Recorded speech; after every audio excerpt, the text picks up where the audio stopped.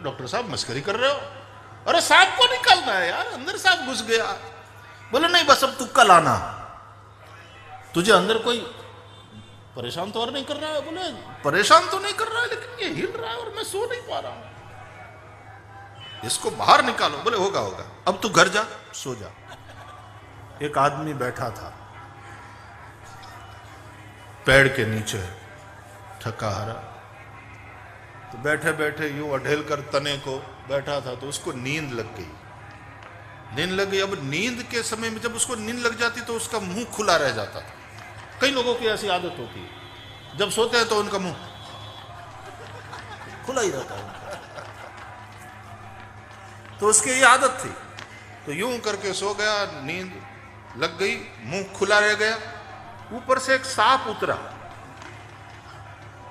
इसका डसा तो नहीं, लेकिन मुंह खुला था, तो उसको लगा कि बिल है, घुस गया। अब इसकी नींद खुले, और जब तक वो पूछने देखा इतनी सी पूछ पार थी, तो पकड़ने गया, तब तक तो अंदर घुस गया पूरा।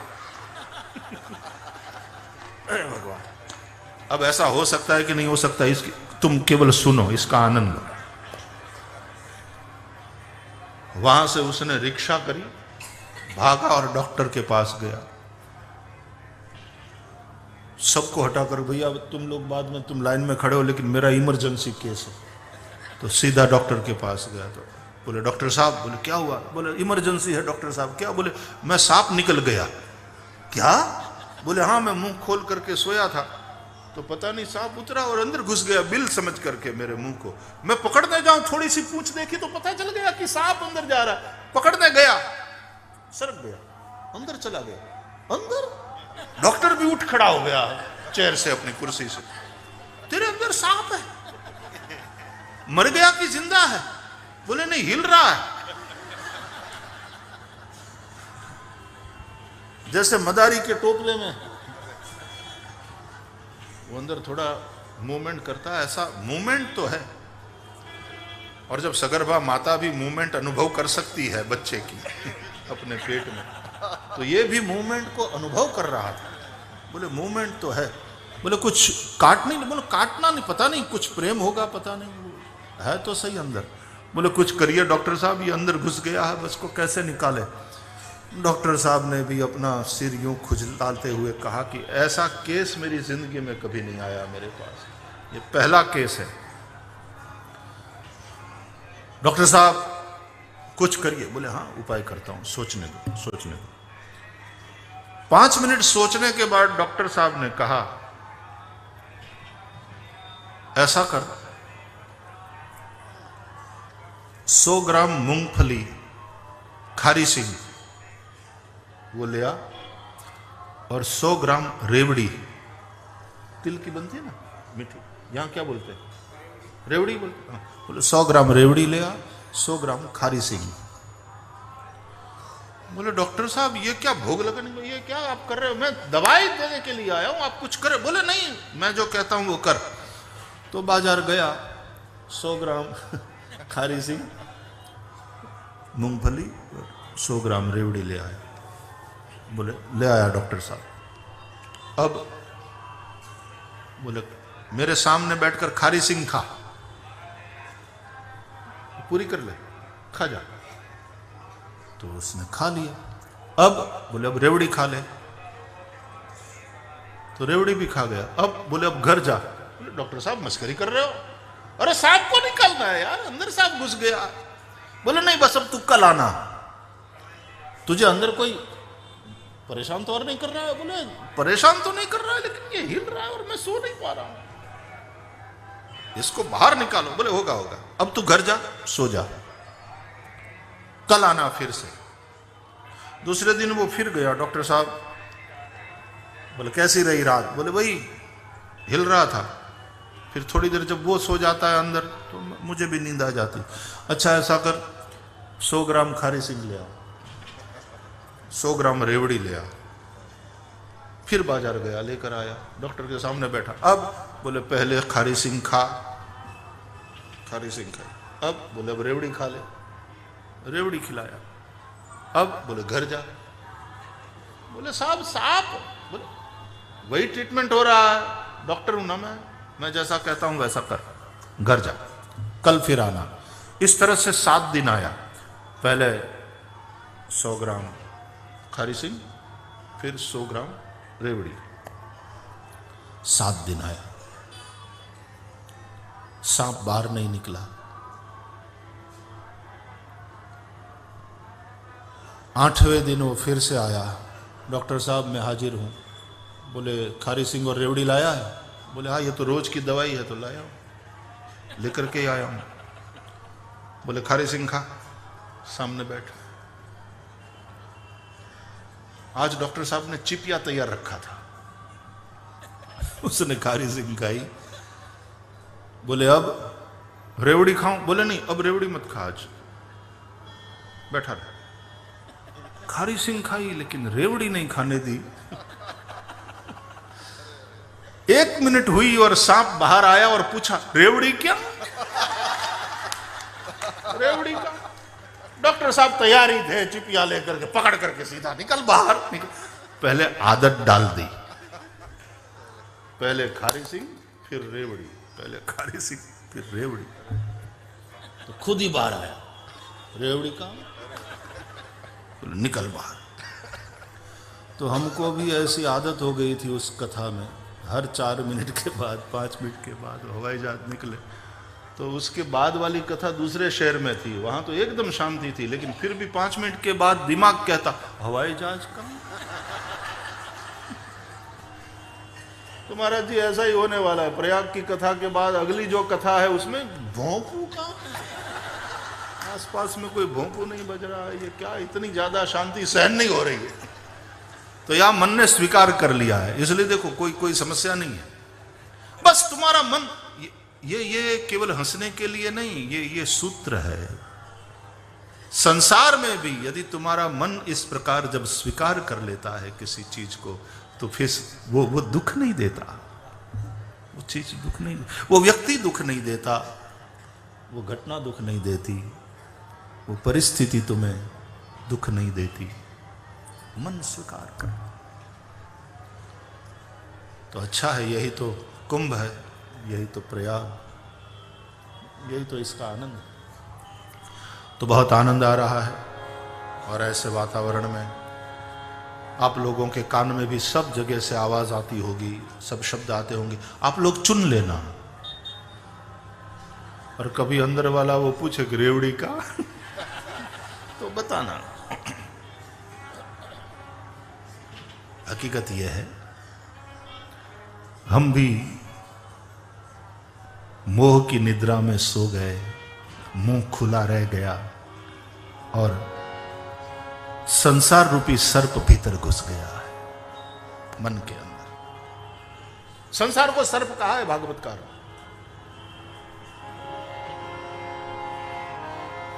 संसार सर्प दष्टम यो विष्णुरातम अमोमुच, नमस्तस्मै भगवते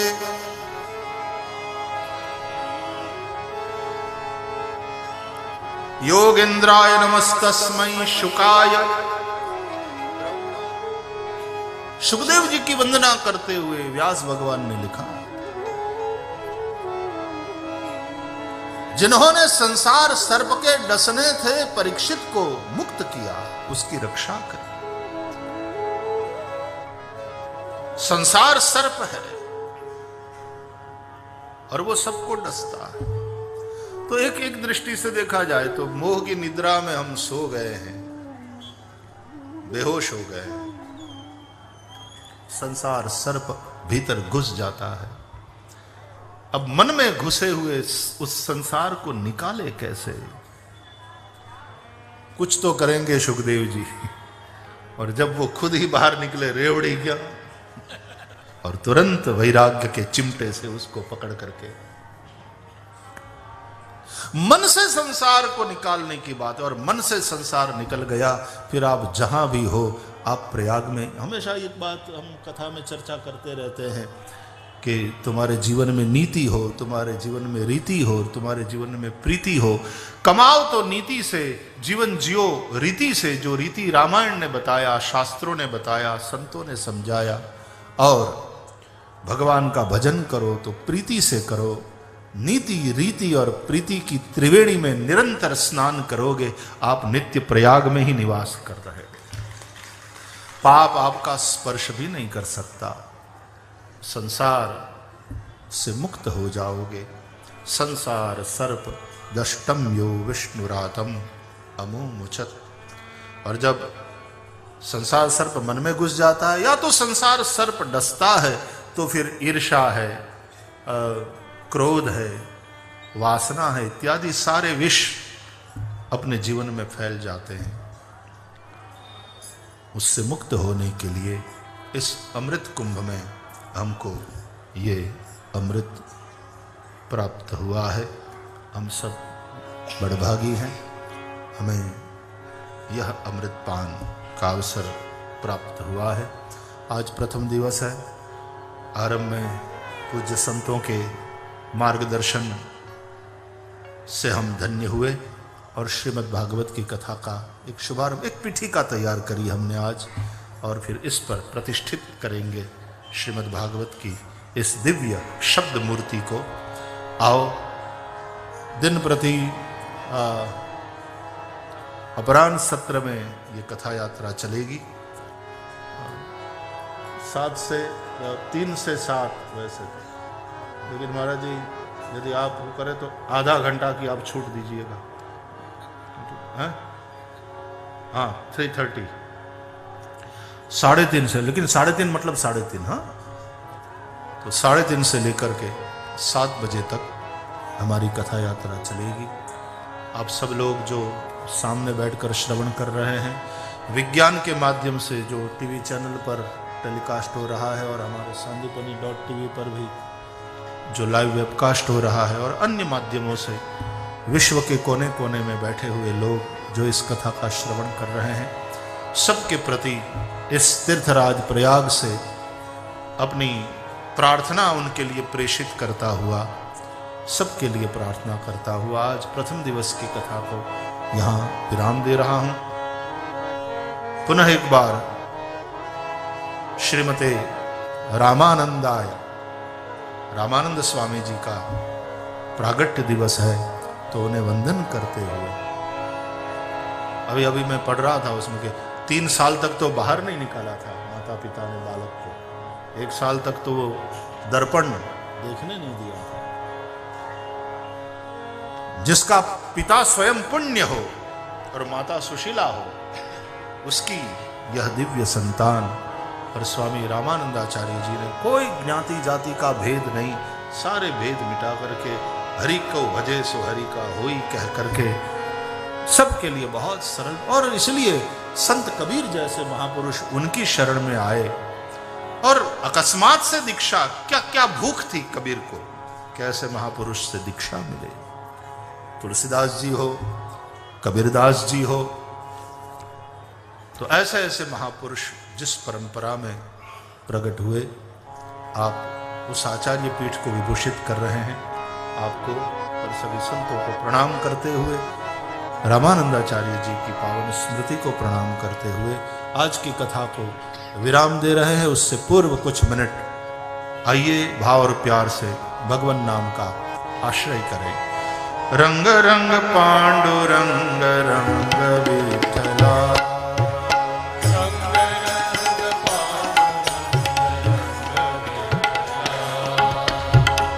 रंग रंग पांडुरंग रंग विठला। पंढरपुर भी आया हुआ है यहाँ। रंग रंग पांडुरंग रंग विठला। तालियां बजाते रंग पांडुरंग रंग विठला। रंग रंग पांडुरंग